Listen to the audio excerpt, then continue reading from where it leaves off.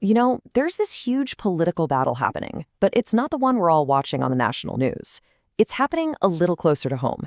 We're talking about state governments systematically, canceling the laws passed by their own cities. It's a way of silencing millions of voters. So in this explainer, we're going to pull back the curtain on this strategy, show you just how coordinated it is, and get into how it actually affects your day-to-day life. Okay, so to really get how this works, let's just dive right into a real-world example. It's a perfect case of a local solution getting completely wiped out from the top down. So picture this. You're working construction in the middle of a Texas summer. The heat, it can be literally deadly. So local leaders in places like Austin and Dallas, they did something that just seems like total common sense, right? They passed ordinances saying companies had to give their construction workers regular water breaks. Super simple, local solution to a really dangerous, life-threatening problem. But the state government? They had other plans. The Texas legislature swooped in and passed this bill, House Bill 2127. Its opponents gave it a nickname that tells you everything you need to know. They called it the Death Star Law.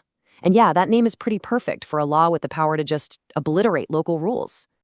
And believe me, the name absolutely fits. This thing was like a giant veto pen. It didn't just go after the water break rule. Oh no, it was designed to wipe out entire categories of local protections. We're talking labor, housing, the environment, and block new ones from ever being passed. Governor Greg Abbott was pretty upfront about it. He said the goal was to create one regulatory regime across the entire state. And the immediate result? Poof! Those mandated water breaks for construction workers? Gone. Just like that. So what exactly is this legal tool that states are using to do this? Well, it has a name, and you need to know it because it's being used in some really aggressive new ways. It's a concept called preemption.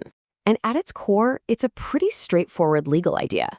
It just means that a higher level of government, like a state, can overrule or preempt the laws of a lower one, like a city. Now, this isn't a new thing. It's been around forever. But the way it's being used today, that has changed big time. So there are basically two flavors of this. First, you've got what's called floor preemption. Think of it like a safety net. The state sets a minimum standard, a floor, right? Say for clean air. But cities are totally free to pass stricter laws on top of that. They can build a better house on that foundation. But what we're seeing a lot more of now is something called ceiling preemption. And this does the exact opposite. It sets a maximum standard, a ceiling. The state's rule is the absolute limit, and cities are legally forbidden from going any higher. It basically puts a lid on local progress. And it gets even more intense. Now we're seeing the rise of something researchers are calling punitive preemption.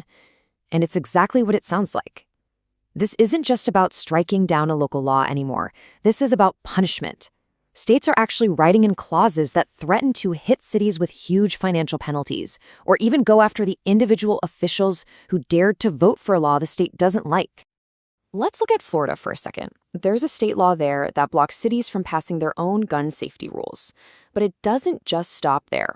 It says that local officials can be hit with personal fines coming out of their own pockets for up to $5,000. And they can even be removed from office just for casting a vote on a local gun measure. So you see, the goal isn't just to block one law, it's to create this climate of fear, to kind of chill local democracy before an idea even gets off the ground. So yeah, what's happening in Texas and Florida? These are not isolated incidents, not at all. This is part of a much bigger, coordinated, nationwide pattern. And when you start connecting the dots, the pattern becomes crystal clear. You've got Alabama blocking Birmingham's minimum wage hike, North Carolina nullifying Charlotte's LGBTQ plus anti-discrimination protections, Florida stopping Orlando from getting paid sick leave, Tennessee constantly going after Nashville's authority. Do you see the trend here? The targets are almost always diverse, growing cities. They're economic hubs, and they're places where voters tend to reject the politics of the folks running the state house. I mean, the scale of this is just staggering. Let's take just one issue, firearm safety. Right now, 46 states have laws on the books that block their cities from passing local gun regulations. 46. That doesn't happen by accident. That is a strategy. Okay, so what is the political strategy here? What's the end game? And why is all of this happening now with what looks like such clear coordination? Well, this quote from an Ohio Republican legislator, which was cited in the research, pretty much says it all. When we talk about local control, we mean state control. Yeah, the rhetoric you always hear is about local control, but the real intent, it's the exact opposite. It's about enforcing state control. The sources we've looked at basically lay out a three-step playbook for how this works. Step 1, you use partisan gerrymandering to engineer a state house that doesn't really represent the population. Step 2, national groups, often with corporate backing, like ALEC, the American Legislative Exchange Council, hand out these pre-written model bills to friendly state legislators. And then step 3, that gerrymandered legislature uses those model bills to override the will of millions of voters, specifically those in the big cities they don't represent.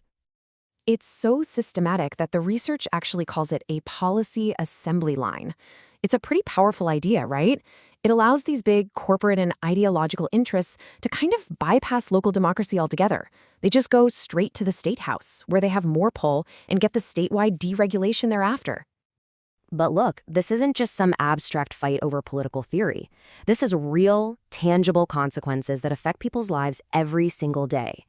I mean, think about it. When a state blocks a local minimum wage hike, your paycheck stays low. When they kill worker protections, those water breaks in Texas just disappear. When cities can't pass tenant protections, your rent goes up. It means local police oversight boards get their power stripped away. It can even mean state takeovers of the boards that run your local elections. This is where that state house veto really hits home. So at the end of the day, what's really at stake here is the most direct form of democracy we have, right? Your city council is the government that's closest to you. It's the one that's supposed to be able to see local problems and come up with solutions that actually fit your community. This whole strategy doesn't just block those solutions, it essentially punishes communities for even trying to solve their own problems. Which kind of leaves us with this one big question. We all spend so much time and energy focused on Washington, on national politics. But what if the biggest battle for American democracy isn't happening there at all? What if it's happening quietly in your state house, one local law at a time?